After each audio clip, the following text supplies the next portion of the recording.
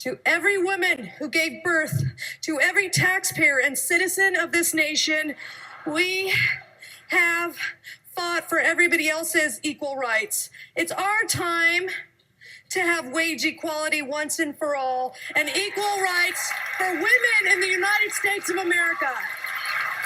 Patricia Arquette made this speech when she won her Oscar in early 2015. Even though women's rights have been fought for since the 1960s, due to a strong sense of conservatism and traditional ideals in the early 20th and 21st century of America, the predetermined gender roles of our society has had a negative legacy on women's rights.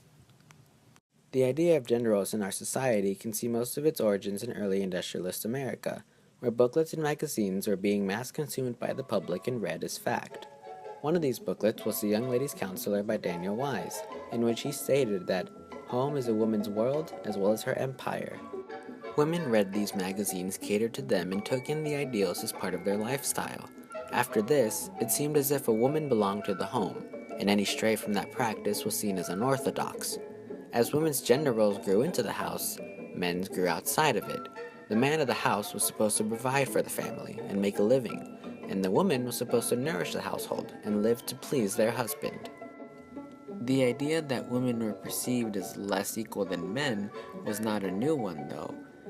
In fact, there were some inaccurate scientific studies that sought to prove why this was possible. In Zuzua Stray's assessment of the scientific study of sexism at this time, he described different arguments used during the late 1800s in order to try and justify the subjugation of women, which included the belief that women had less physical stamina than men because they seemed to faint so much more, and women were deemed more delicate and weak than men because of the unpredictable nature of the female reproductive system. These points, regardless of their absurdity, convinced the public that what was happening in their society in terms of gender roles was acceptable. Gender roles were now not only tolerable, but deemed natural. During the 1950s, there was a resurgence of traditional conservative ideals in America. Communism was a real fear for many people, and most of society was trying just to be normal and not attract any attention. And to do this, they had to go back to the old-fashioned household ideals. This idea of a normal family life was being hammered into every household, and a large part of the inability to overcome these gender roles today comes from the great lengths taken to make sure these gender roles were in our society. Of course, women would not take being subjugated forever, and during the counterculture movement of the 1960s, women were finally able to fight for the rights they felt they deserved. With many advances happening in civil rights for African Americans, and with public anger towards the Vietnam War, society was changing into that of a more liberal agenda. Women took this opportunity to fight for their rights and make a stand against the gender roles and ideals which had been placed on them for so long. This movement, which was supported by many liberals and left-wing activists, was frowned upon by the more conservative factions of society. And when the 1980s rolled around, a new age of conservatism was upon the United States. All right, here's the secret. Okay. And this is the secret. Stop talking about the cheating. He cheated on you. Well, he's a man. Okay. So what you do is begin to focus on why you married him in the first place, on what he does good. Does he provide a home for you to live in? Does he provide food for you to eat? Does he provide clothes for you to wear? Is he nice to the children? Do you have a happy family? Does he take the kids to sporting events? Does he go out and watch their little league games? Does he share with you stuff that's going on? And is he handsome, or is he, what is it?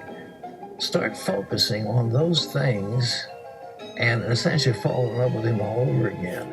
The rise of conservatism in the United States, in a way, held back a lot of the advances women had made for themselves during the 60s. This new conservative ideal brought back old values, which is why people like Pat Robinson can be seen saying comments such as these in modern times. Sadly, women have not been able to fully recover from this resurgence of conservatism that has sought to bring back traditional family values into the household of the American.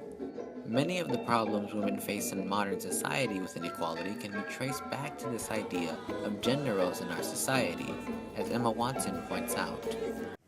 I started questioning gender-based assumptions a long time ago. When I was 8, I was confused being called bossy because I wanted to direct the plays that we would put on for our parents. But the boys were not. When at 14, I started to be sexualized by certain elements of the media. When at 15, my girlfriends started dropping out of their beloved sports teams because they didn't want to appear muscly. When at 18, my male friends were unable to express their feelings. Gender roles have provided a real problem for our society. But the thing is that in this movement, society was the leader in letting this happen.